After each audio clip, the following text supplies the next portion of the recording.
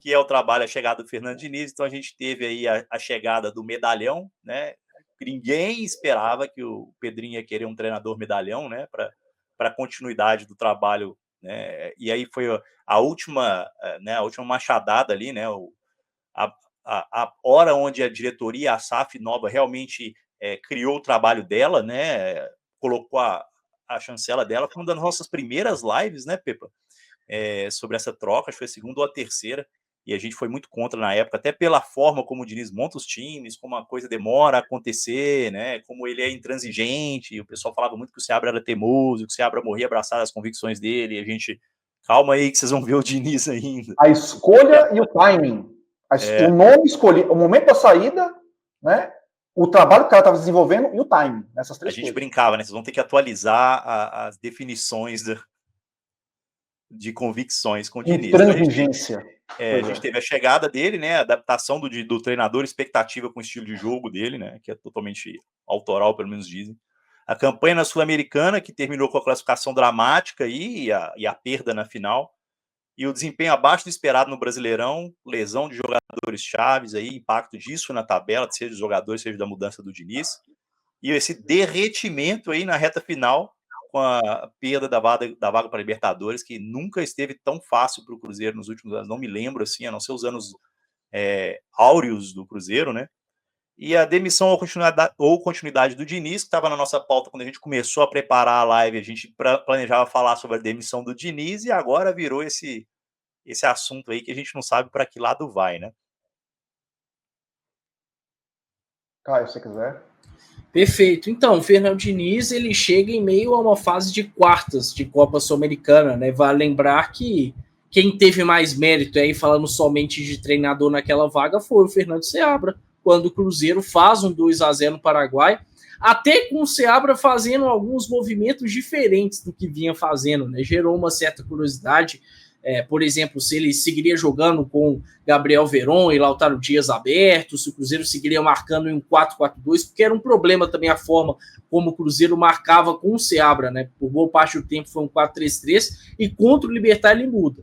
Mas há essa quebra, chega o Fernando Diniz e aí é um trabalho muito ruim, né? É o pior trabalho da carreira do Fernando Diniz, algo admitido pelo próprio. Eu acho o Fernando Diniz um bom treinador, mas, assim, sempre tive um certo receio pelo momento que ele chegou, pelo cenário que ele encontrava, que era conturbado, e até mesmo pelo elenco, que não se encaixa tanto com o estilo de jogo dele. E eu já sabia muito bem, acho que todo mundo sabia, que o Diniz, a qualquer custo, tentaria implantar a ideia de jogo dele. E é interessante a gente falar que eu acho que é o trabalho do Fernando Diniz que a gente menos vê o dedo dele, né? Tem pouquíssimas coisas assim de Fernando Diniz nesse Cruzeiro, pelo menos de 2024. A campanha é muito ruim no Campeonato Brasileiro, né? Ele tem até inclusive data FIFA para estar trabalhando. O Cruzeiro fica um bom espaço de tempo somente com trabalhos dentro da Toca da Raposa e mesmo assim o trabalho não evolui. A gente sabe que é um jogo, sim, por falta de qualidade, mais por falta de qualidade do que propriamente pelo Fernando Diniz, o Cruzeiro acabou tropeçando. Ele chegou até a falar de alguns jogos, alguns eu não concordo não, mas dá para se citar, por exemplo, aquele jogo contra o Fluminense no Maracanã. Se o Cruzeiro tivesse um pouquinho mais de qualidade no setor ofensivo, sim, era para a gente ter vencido. O Cruzeiro fez um bom primeiro tempo e dentro do estilo de jogo do Fernando Diniz, contra o próprio Libertad, em que há aquela expulsão tola do Lucas Romero, o Cruzeiro poderia ter vencido, mas são poucos jogos, né? E a gente percebe um time que cai na parte competitiva, que cai na parte física. É assustador ver a quantidade de problemas físicos que jogadores do Cruzeiro passaram a ter após a chegada do Fernando Diniz, que estendeu o seu tempo de treinamento, os treinos passaram a ser muito maiores, por exemplo, do que em relação ao Fernando Seabra. Eu, inclusive, cheguei a acompanhar em loco treinos dos dois. O Seabra fez um treino ali de 1 hora e o trabalho que eu acompanhei de Fernando Diniz foi de 2 horas, num nível de intensidade absurdo, trabalhando em campo reduzido o tempo todo, enfim. E aí, isso em reta final de temporada é delicado. Mas a gente percebeu um Cruzeiro degringolando no Campeonato Brasileiro, em paralelo a isso, aos trancos e barrancos avançando na Copa Sul-Americana, né? Fez um jogo muito ruim contra o Lanús na primeira partida e aí na volta faz um primeiro tempo ruim, mas muito por conta do Cássio, se sustenta, faz o gol. E aí no segundo tempo, até que pelo menos a primeira metade tem um comportamento legal e consegue chegar à final da Copa Sul-Americana. O que mostra também um pouquinho do nível da Sul-Americana, né? Que é uma competição, sim, importante. O Cruzeiro precisava ter vencido, precisava ter feito melhor na final, mas mesmo com um trabalho horroroso do Diniz, conseguiu ser finalista, conseguiu estar entre os 2 melhores times da Copa Sul-Americana.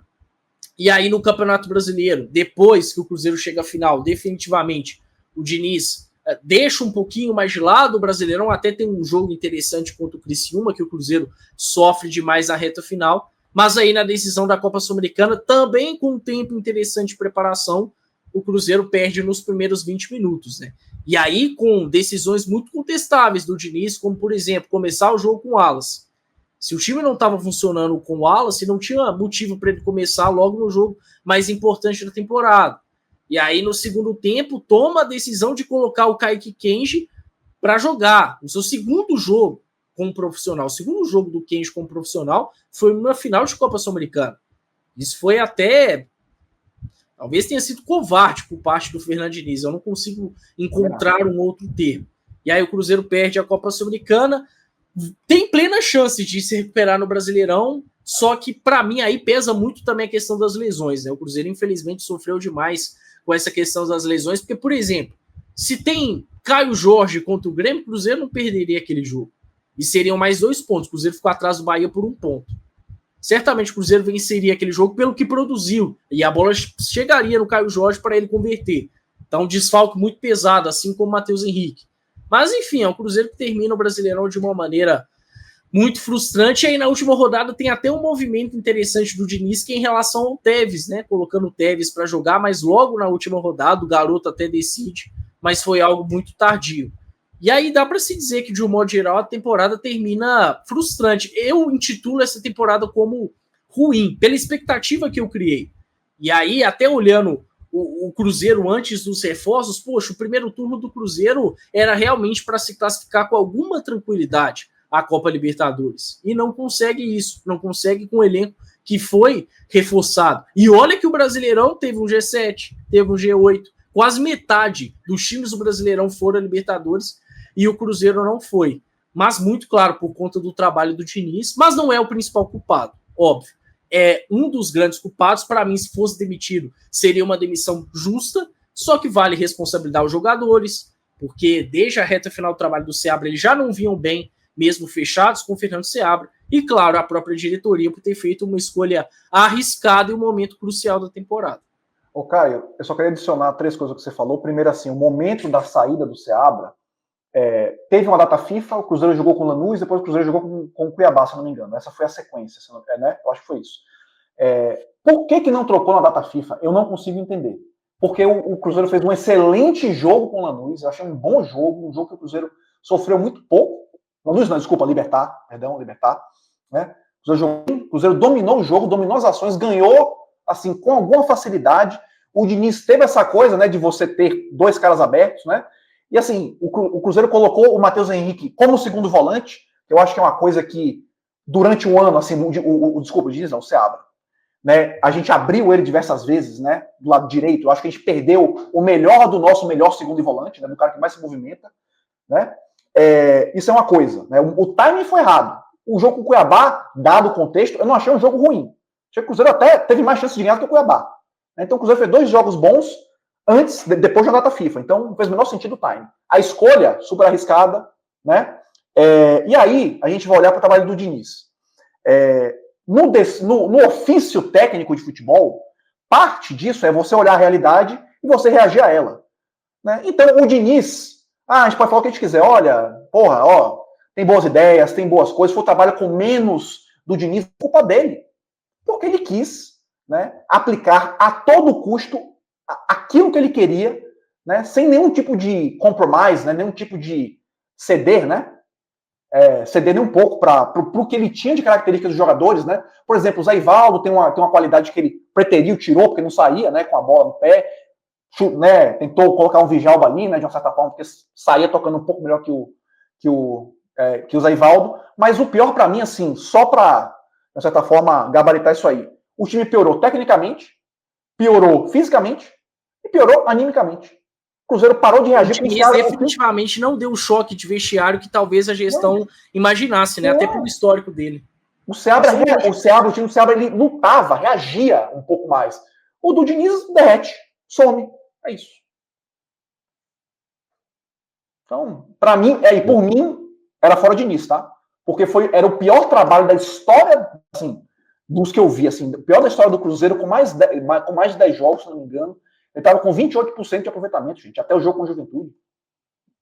28%. O trabalho dele era conduzir o Cruzeiro a Libertadores de uma forma tranquila, fazendo... Era garantir, né, Pepa? Não era nem conduzir, era garantir, era conservar, vamos dizer assim. Se ele tivesse feito os pontos do Zé Ricardo, o aproveitamento do Zé Ricardo, o Cruzeiro estaria 2 pontos à frente do Bahia. Era isso, era conduzir o Cruzeiro, era só ali. Só que ele fez muito pior que isso. Então, sei lá. Era só escoltar, né? Era só, aqui, tenta não ferra tudo. E ele falou, não, desculpa. Não é o meu jeitinho é autoral. Mas, assim, acho que vocês falaram muito bem aí, e só contextualizando, assim, o momento da troca, né? O Cruzeiro vinha numa fase ruim com o Fernando Seabra, e ele foi mandado embora logo depois do jogo contra o Cuiabá. Mas, assim, só para a gente pegar, porque é muito fácil o Diniz defender os próprios jogos, né? Mas se a gente pegar o trabalho do Seabra, Cruzeiro contra Fortaleza, foi quando começou a dar tudo errado, jogamos mal. Cruzeiro e Atlético, 0-0. Boca Juniors, 1-0, perdemos na Argentina. Cruzeiro e Vitória, 2-2, empate fora de casa, que o Dineno fez os 2 gols, e o Neres nos ajudou, né? Já como zagueiro do Vitória. Vitória, ganhamos do Boca Juniors por 2-1 e vencemos nos pênaltis. Perdemos para o Inter num jogo horroroso no Sul, empatamos em casa num jogo que o Cruzeiro dominou completamente e o Caio Jorge perde o pênalti, inclusive. Aí a gente ganha do Atlético Goianiense, né? E vai para a data FIFA. Volta da data FIFA perdendo para o São Paulo, ganha do Libertad e empata com o Cuiabá. Eu acho que nesse momento aqui, que tem, pelo menos para mim, a minha grande discordância da diretoria. Porque contra o Atlético Goianiense era um jogo que ficou a sensação. Se o Seabra não ganhar, ele cai. Aí, a hora que a gente ganhou o jogo do Goianiense, falaram, ok, o Seabra ganha tempo. A mesma coisa que aconteceu contra o Corinthians. Se ele não ganhasse do Corinthians, aquele 3-0, ele teria caído também. Mas beleza, ganhamos, então, Seabra segue no comando. Aí volta, fizemos aquele péssimo jogo contra o São Paulo. E aí depois tem essas 2 partidas que a gente jogou melhor. E o jogo contra o Cuiabá, o Seabra poupou o time, porque tinha o jogo de volta contra o Libertad. Aí, tipo assim, o técnico poupa o time, empata fora de casa, sob circunstâncias muito difíceis de se jogar, e você manda o cara embora, tipo, foi uma canalice, foi uma sacanagem muito grande. Tem um elemento importante, eu até lembro que você estava na Super Live, só para você dar a sequência, que o Pedrinho, durante o jogo contra o Cuiabá, que ainda nem tinha acabado, liga para o Fernando Diniz, né? Ele deixa isso escapar na coletiva de apresentação do Fernando Diniz, o que eu acho que só corrobora com o que você acabou de falar. Teve isso, né? Teve isso mesmo. Tipo, durante o jogo contra o Cuiabá, o cara já estava conversando com o novo técnico, falando, tipo, o que a gente pode fazer e tudo mais. Foi um horror isso aí, gente. A condução foi muito, muito covarde por parte do Cruzeiro. E aí o Seabra, ele foi inocentado pelo tempo, né? Porque todo mundo falava, o Seabra não consegue dar jeito nesse elenco, os caras não estão correndo, não estão se esforçando desde o áudio. Quando vem um outro técnico e faz pior, né?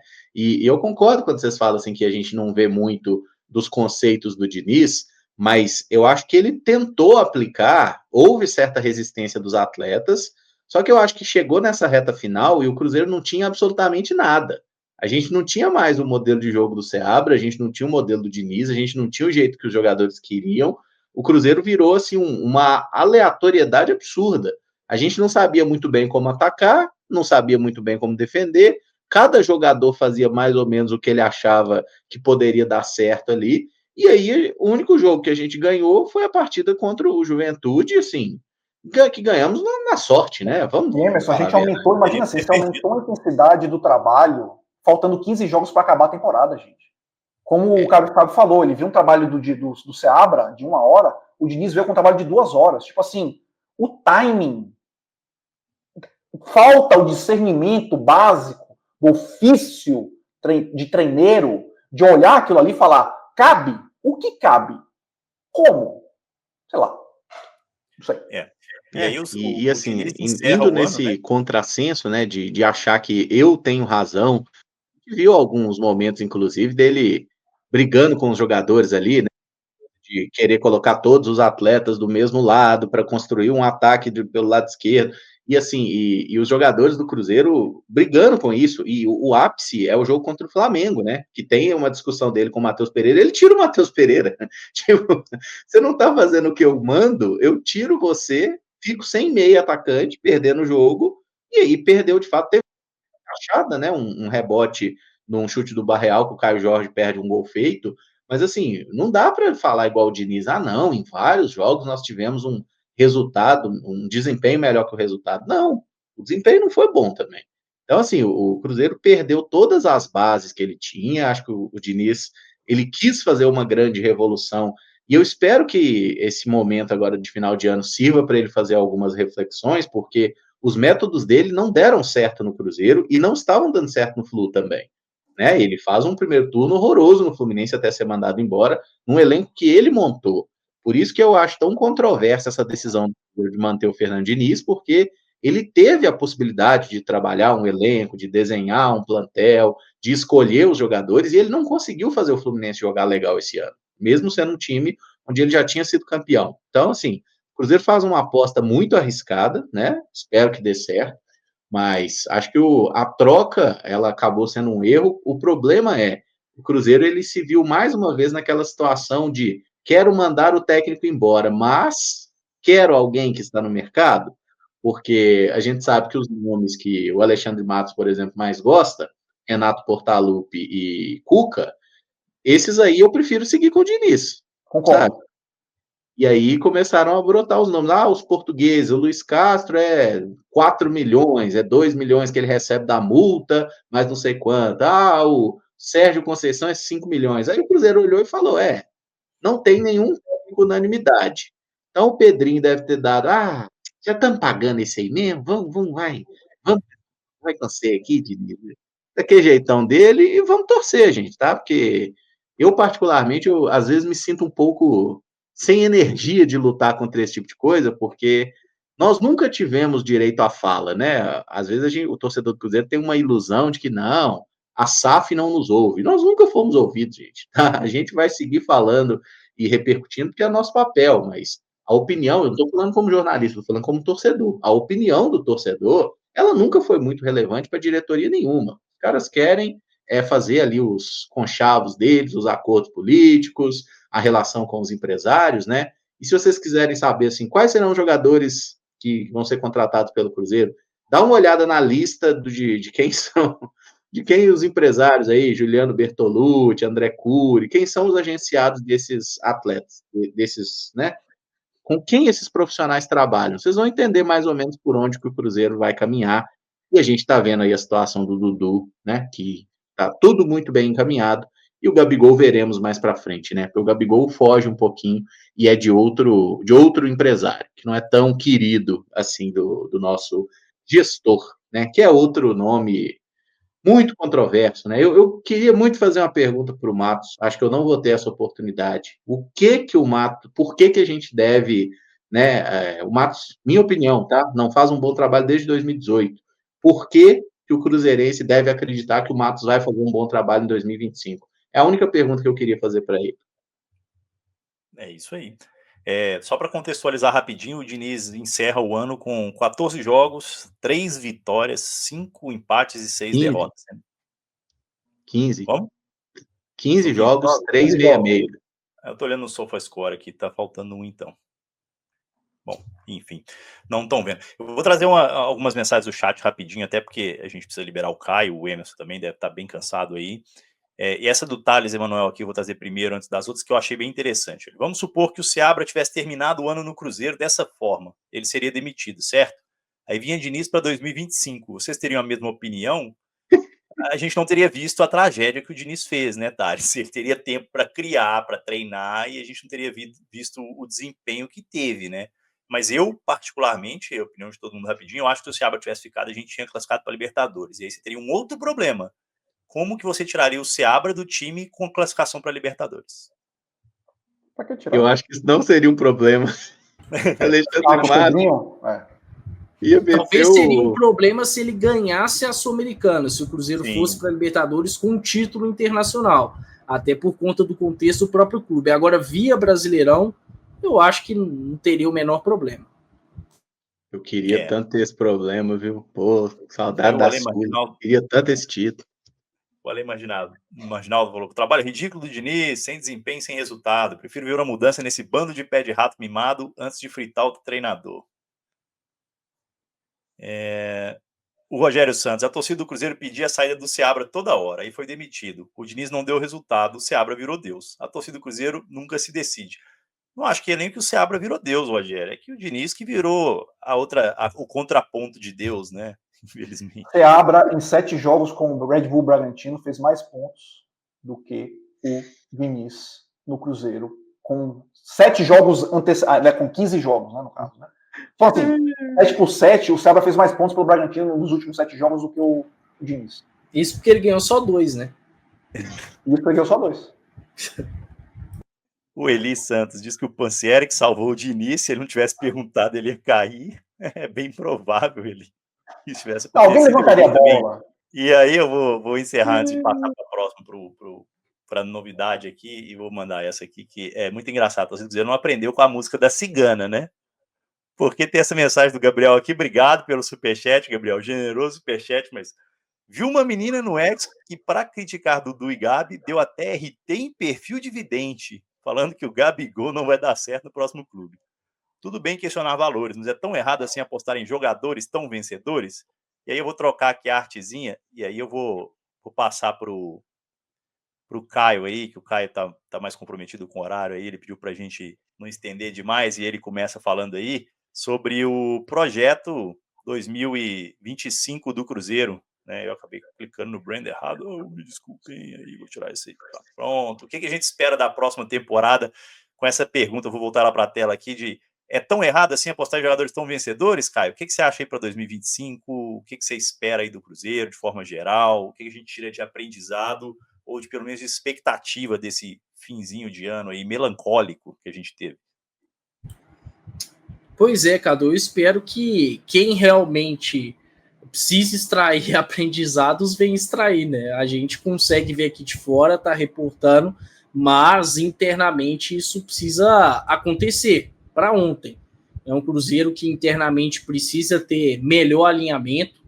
Acho que tá muito claro que existem ruídos importantes e desde já que complicam no planejamento. É um fato que o Cruzeiro vai ter um maior poder de investimento, que vai melhorar o seu elenco, eu acho que isso é importante. Importante também a questão do treinador ter mais tempo para trabalhar. Não permaneceria com o Fernando Diniz, mas aí eu vou tentar ser o mais otimista possível, né? É difícil pensar que esse trabalho venha a regredir com ele tendo mais tempo para trabalhar, com ele tendo uma pré-temporada, com ele tendo um elenco mais qualificado. Não sei se vai ser uma evolução ao ponto do que o Cruzeiro precisa. E aí eu acho que tem uma questão importante, que eu até falei que eu não queria falar naquele momento para não quebrar esse ritmo que o Cadu e o Pepa estão colocando, que está muito legal. O Pedrinho, claramente, depois da coletiva do Diniz, para mim, ele assume a responsabilidade de bancar o treinador. Vale lembrar que depois do jogo contra o Grêmio, ele dá uma entrevista ao GE e ele fala que o Fernando Diniz, independentemente do que ocorresse, era o treinador até o fim de 2025.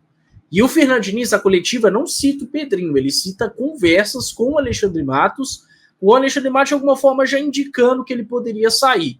E aí acontece toda aquela questão onde o Diniz consegue jogar muito bem o jogo, né? Ele até fala no coletiva que tem 40 anos de futebol. Ele usou muito bem isso a seu favor. Ele estava preparado para aquela pergunta e eu concordo com o que o Pepa falou. Se não fosse o Pansieri, outro iria perguntar. Ele sabia que aquilo iria acontecer porque foi uma questão desde quinta-feira vazada, talvez até de forma proposital. E é positivo para o Fernando Diniz ficar no Cruzeiro, né? Porque aqui recebe um alto salário, em dia, tem a promessa de um elenco qualificado, tem estrutura para trabalhar, então, claro que é queima bom. menos, se queima menos.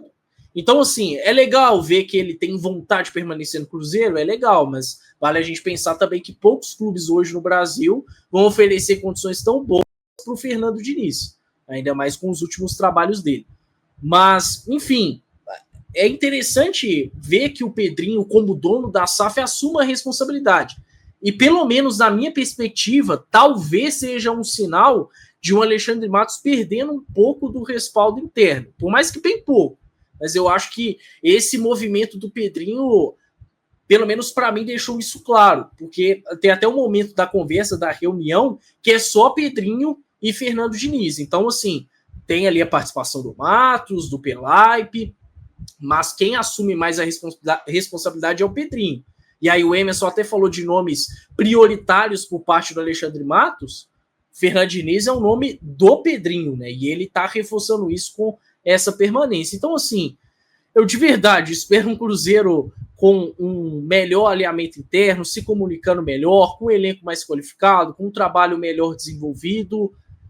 O Diniz, assim, não tem como dissociar o que ele fez de ruim em 2024 para 2025. Não tem como. A paciência do torcedor vai ser menor. A cobrança vai ser maior, inclusive em cima da gestão, que já está passando aí de um momento de transição, né? Teve seus primeiros meses, mas agora já passou por isso, por um momento mais turbulento, e vai iniciar o planejamento de uma temporada.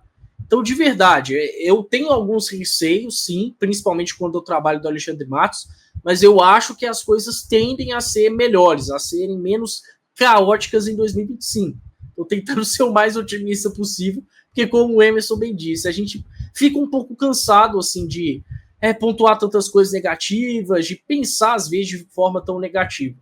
Então eu vejo pontos importantes que podem fazer com que o Cruzeiro tenha um 2025 bem mais interessante, de sucesso. Você acha que ele vem com sangue nos olhos, Caio, assim, para tentar mudar a imagem que ele deixou e a imagem que o mercado tem dele, o Diniz? Essa é a expectativa que eu tenho, do cara passar aí todas as férias se reinventando ou se aperfeiçoando e fazendo, sei lá, o que ele sabe que deu errado e que ele precisa fazer lá para poder realmente voltar em 2025, assim, vou calar a boca de todo mundo. Essa é a minha grande expectativa de torcedor, na verdade. Também penso dessa forma, Cadu. Eu acho que o Fernando Diniz, ainda mais como um profissional sério, muito engajado que vai voltar querendo dar uma resposta, talvez para ele mesmo, né? Depois daquele jogo contra o Palmeiras, na coletiva, ele se mostra muito incomodado com o que ele tem feito. Fala até de uma cobrança todos os dias que ele tem colocado na sua mente, colocado sobre si mesmo. Isso é importante. Não dá para se negar a seriedade do Fernando Diniz, o tanto que ele é trabalhador, mas ele trabalhou mal no Cruzeiro, né? Então, assim, eu acho que as últimas coletivas do Diniz, de alguma forma, mostraram que, não que ele vá mudar as convicções dele de jogo, isso ele não vai mudar, mas, assim, mostram que ele está ciente de que pode fazer muito mais, de que deve fazer muito mais à frente do Cruzeiro. É que nem eu brinco lá na pizzaria, que tipo assim, não adianta o cara aparecer de 5 às 11 e ficar no celular 85% do tempo, né, cara? É aquela história, o cara pode ser bem trabalhador, mas depende da... Cadu é um chefe implacável, viu? Pra quem não sabe. Eu tô aqui de olho na câmera aqui, ó, vendo o que tá rolando lá. É Big Brother, filho. Big Brother. Bom, antes de passar pro Emerson aqui a palavra, Emerson, eu vou só agradecer o Caio mais uma vez, liberar ele se ele precisar ir aí, ele tinha um horário mais apertado. Muito obrigado, Caio, agradeço demais a sua participação, espero que você volte um dia aí sim para nossa entrevista, como o Emerson gosta de brincar, né? No seu caso, você não tem um canal para eu fazer essa mesma piada. A primeira entrevistada foi o Emerson, o título que eu ia colocar na live dele era O Homem por Trás do 6-1. Aí ele pediu para eu trocar o título para não fazer alegria da quinta série. Mas é um prazer enorme para a gente aqui ter você aqui, e é um cara que tem bastante espaço, bastante conhecimento. Obrigado por ter enriquecido a live aí para a gente, e a porta está aberta para você. Você tem o link, o dia que você estiver de bobeira, a gente estiver falando coisa que não deveria, é só pular e tomar conta do show. O Cadu, muito obrigado, agradeço também ao Pipa, claro, ao Emerson, meu parceiro de trabalho, e com quem eu tenho a oportunidade de crescer bastante, né? Ainda em início de carreira, eu sei que eu tenho muita coisa a melhorar, evoluir, mas é bom estar cercado de pessoas experientes, pessoas de credibilidade muito sérias, no que fazem, como é o caso do Emerson, que eu tenho orgulho de ter ele ao lado na Samuca TV. Agradeço também a audiência de todo mundo, e me senti muito honrado de estar aqui no Fala Cruzeirense, de verdade, ainda mais para um programa tão importante de retrospectiva desse ano do Cruzeiro. Quero sempre estar aqui e, por favor, me convidem, porque vai ser incrível. Sempre que eu estiver aqui, pode ter certeza que vou estar honrado. Cadu, serve para o Pepa também. E quero dar entrevista. O Pepa até falou que talvez em janeiro, quem sabe, venha pintar.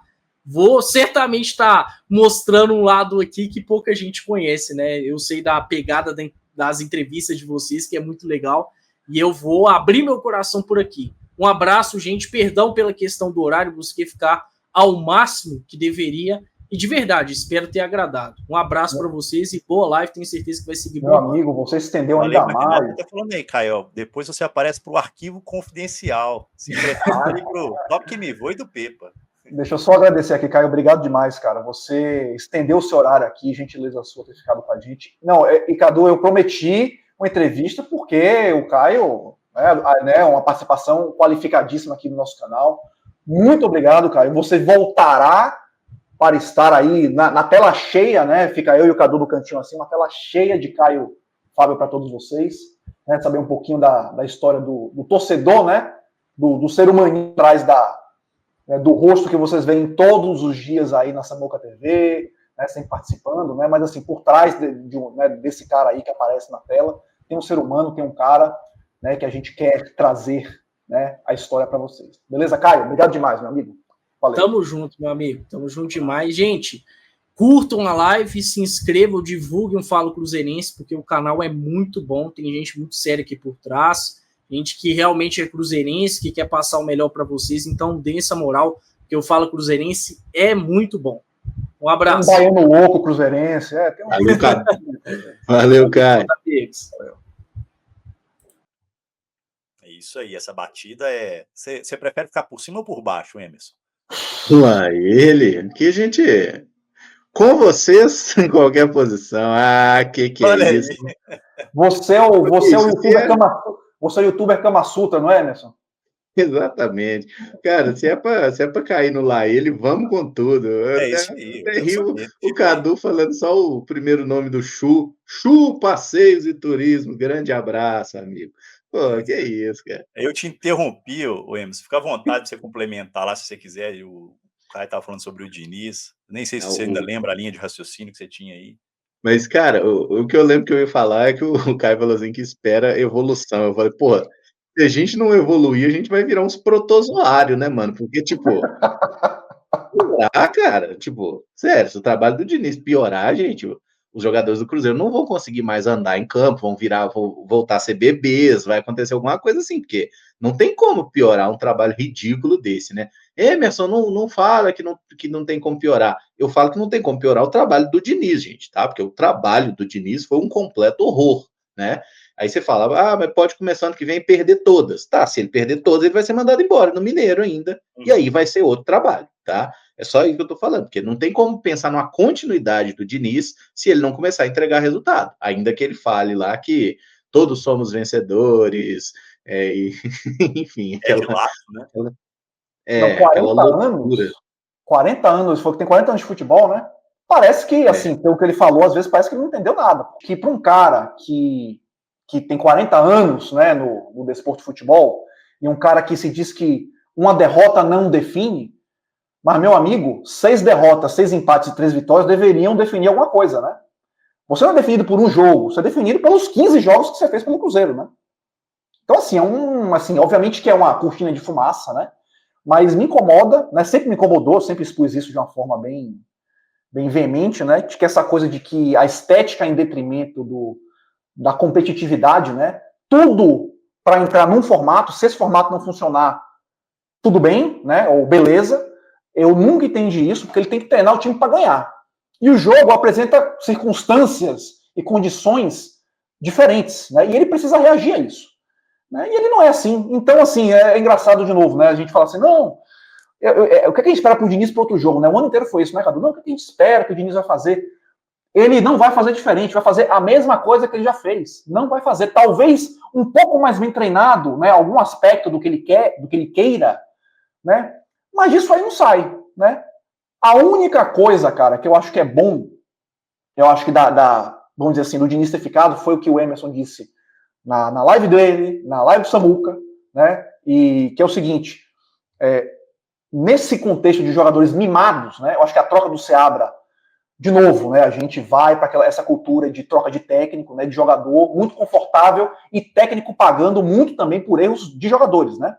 Eu acho que nesse momento, ó, é o Diniz, quem não quiser vai embora, é isso aí. Então, eu acho que coloca os jogadores em um desconforto que em nenhum momento dessa temporada eu acho que houve. Eu acho que os jogadores se sentiram muito confortáveis no Cruzeiro o ano inteiro. Esse é o único aspecto que eu consigo ver de positivo. Porque, assim, o trabalho, eu vou falar, teve até um PepaCast extensivíssimo, né? Eu falei todos os números de vários técnicos que passaram pelo Cruzeiro. O Diniz, ele é tão ruim quanto Ney Franco, ele é pior que o Zé Ricardo, né? Igual o Mozart, né? Tanto o Mozart quanto o Ney Franco foram 33% de aproveitamento, né? Então, assim, essa é a régua dele, né? O trabalho do Diniz deu errado. Agora, em 2025, para mim, é outro trabalho, é outra coisa, né? Tem aí, né? Ele vai poder montar o elenco, né, vai poder participar dessa montagem de elenco, vai poder ter uma pré-temporada, né? E eu acho que, cara, ele teve um monte de data FIFA. Ele teve o quê? 3 data FIFAs para treinar alguma coisa? E o time também só voltava pior? Né? Então, assim, sei lá, não tenho tantas expectativas. A única expectativa é que pior que tá, meu irmão, é difícil ficar. Só isso. O Diniz teve uma data FIFA só, viu, Pepe? Tô até conferindo aqui. Foram 2, não, o Emerson? Dos o quê? Acho que foram 2. Data FIFA. Data FIFA. Porque ele estreia Libertar 1-1. Ah, tá. 26, 29, 3. Foi uma data FIFA depois da derrota pro Flu, dia 3/10, aí voltou a jogar 18/10 contra o Bahia. E aí a segunda data FIFA foi depois da vitória contra o Criciúma, 9/11, a gente volta a jogar dia 20 contra o Corinthians. É isso aí, 2 datas. Tá bom. Foram 2.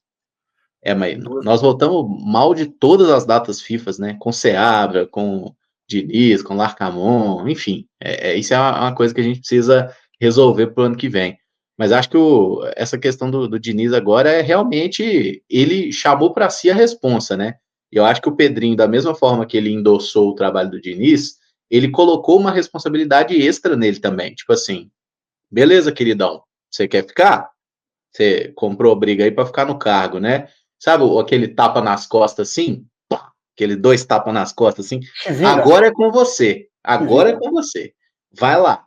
Trabalha. Você vai ter jogador, dinheiro tá sendo investido, você vai participar do planejamento, entrega, sabe? E eu acho que a gente tem que cobrar o Diniz como da mesma forma que a galera cobrava o Seabra, no mínimo, tá? Porque o Seabra era cobrado de uma forma agressiva. E eu falo isso, inclusive, para a imprensa.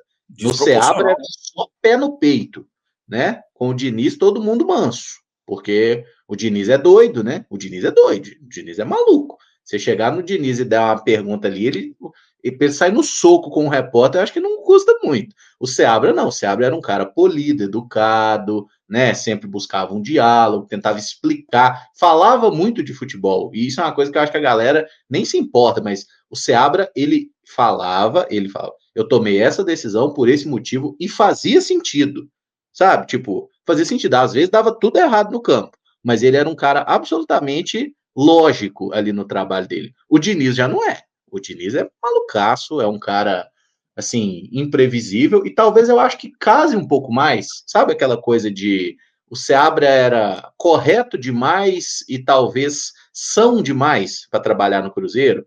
Eu acho que o Cruzeiro hoje, ele casa mais com essa coisa anárquica, essa coisa desesperada, é uma torcida louca, cheia de trauma, é um técnico maluco, é um dono do clube completamente maluco e um diretor do clube maluco que a gente tem, inclusive, desconfianças diversas sobre ele.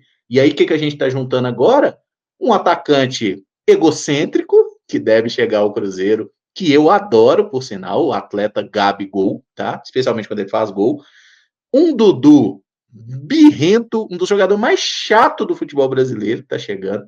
Gente, o Cássio, que é uma forma de liderança ali, que o pessoal, o Cássio nem tanto, mas o Cássio é uma liderança importante, sabe?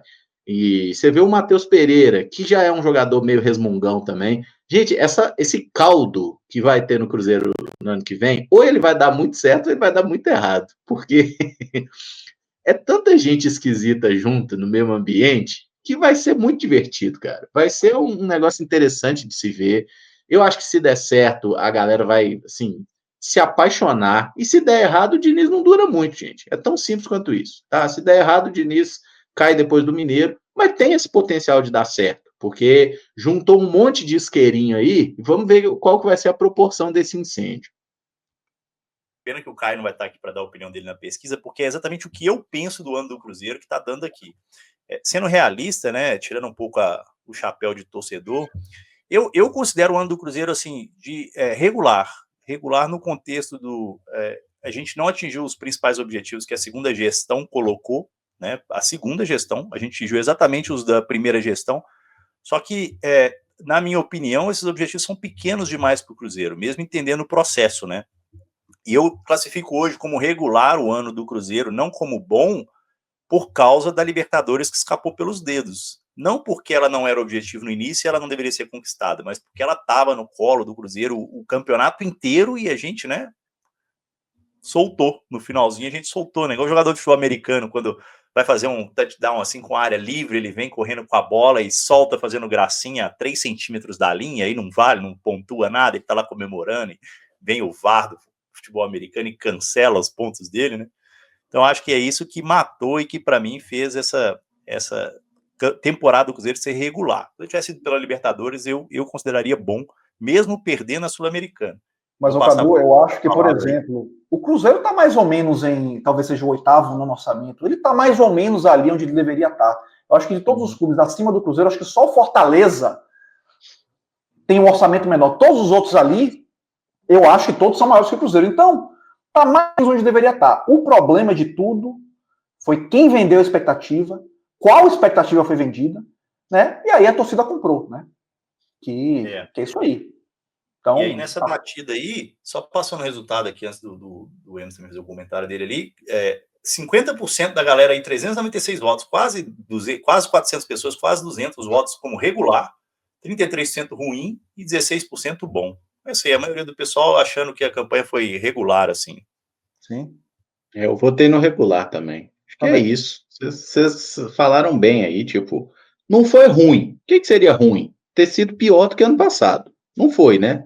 A gente chegou numa final é isso, né, gente? Final, ainda mais final de um jogo, você pode ganhar ou pode perder, pô. E o Cruzeiro conseguiu, né, depois daquele início ridículo, dar uma melhorada, poderia ter até empatado ali, mas aí faltou mais qualidade, né? Faltou garrafa para vender. A gente não tinha muita coisa para fazer ali na decisão e tomou o terceiro gol depois de erros bizarros ali. E perdemos a final de campeonato, acontece. Perdemos 2 finais, né? Perdemos a final do Mineiro também, que foi bem doída ali, mas acho que foi legal a retrospectiva aí, que ela dá esse tamanho, né?